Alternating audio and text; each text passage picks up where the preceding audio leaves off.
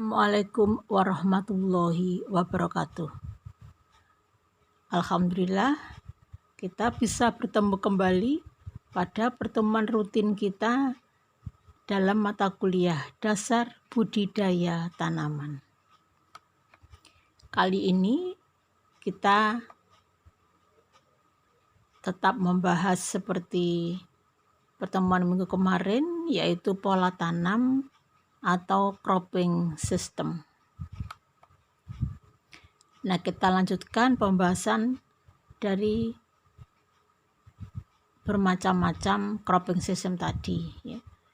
Yang keempat adalah interculture, yaitu menanam tanaman semusim di antara tanaman tahunan. Tadi kita sudah lihat ya, ada contoh di gambar tadi, yaitu misal contohnya di antara tanaman karet, ini yang tanaman pokok, ditanam tanaman jagung, tanaman selanya. Tanaman sela dipungut sebelum tanaman pokok menghasilkan, ya. Jadi tanaman sela ini bisa berkali-kali ditanam. Yang kelima, interplanting,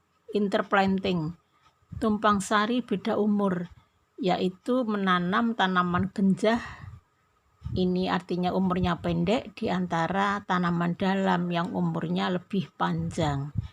Misalkan tanaman kacang di antara tanaman tebu. Yang keenam, pola tanam tajuk bertingkat. Pengaturan penanaman dilakukan secara vertikal, yaitu di atas tanah dalam pertumbuhan tajuk dan di bawah tanah dalam pertumbuhan akar. Pola tanam seperti ini banyak terdapat di lahan pekarangan. Bentuk ini merupakan bentuk pola tanam yang diarahkan untuk dapat memanfaatkan lahan dan sumber daya air, hara, dan sinar matahari secara maksimal. Pola tanam berlorong, yaitu tanaman semusim, ditanam di antara barisan tanaman leguminosae yang berbentuk pohon, seperti lamtorogung.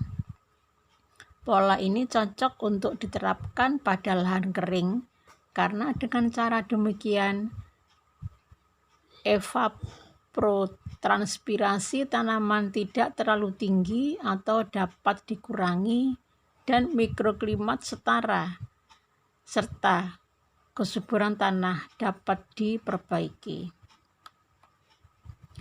Untuk mengetahui keberhasilan atau kenaikan hasil dari sistem tanam ganda dapat diukur dengan LER, yaitu Land Equivalent Ratio, nisbah kesetaraan lahan.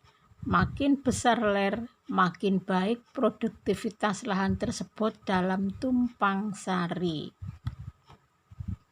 LER adalah perbandingan luas lahan yang digunakan oleh suatu tanaman bila ditanam secara tunggal dibandingkan dengan luas lahan yang diperlukan oleh tanaman tersebut bila ditanam secara intercropping untuk memperoleh hasil yang sama pada tingkat pengelolaan yang sama.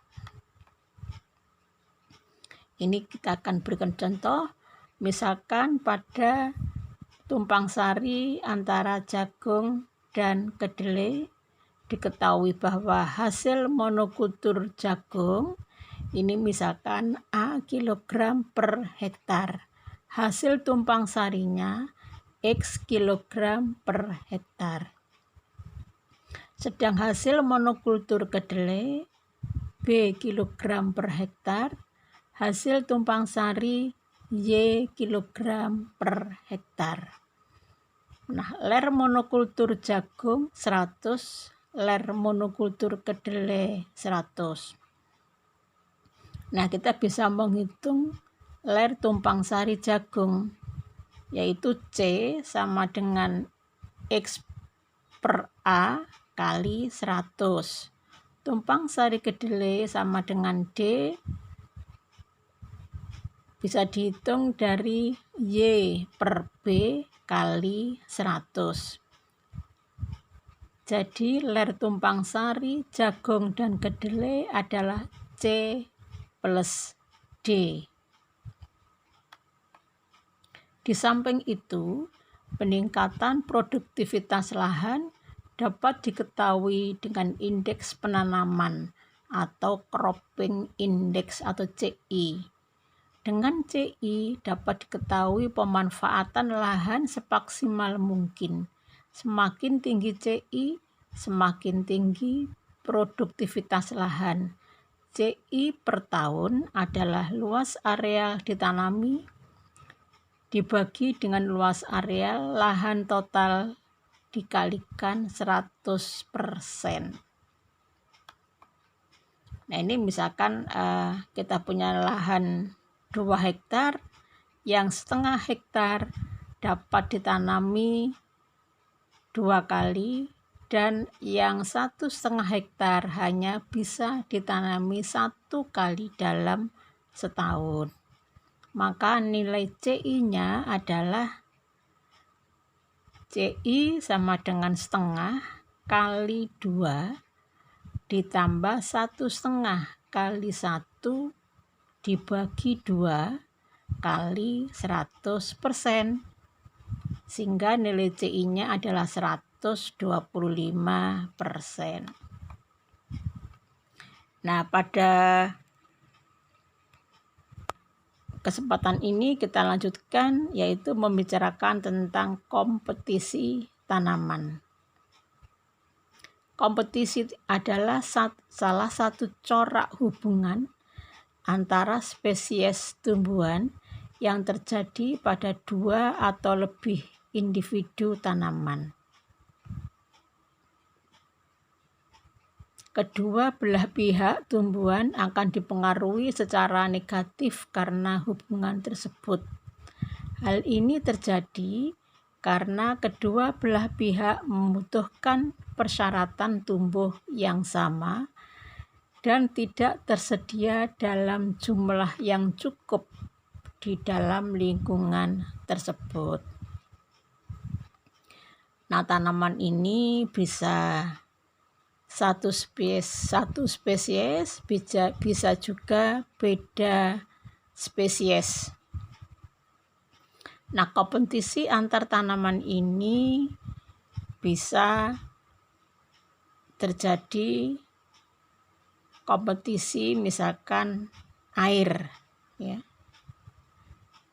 Jadi kalau tanaman itu ditanam di lahan yang sama, ini akan berkompetisi mengambil air, baik itu dari dalam tanah atau mendapatkan air dari udara, misalkan air hujan.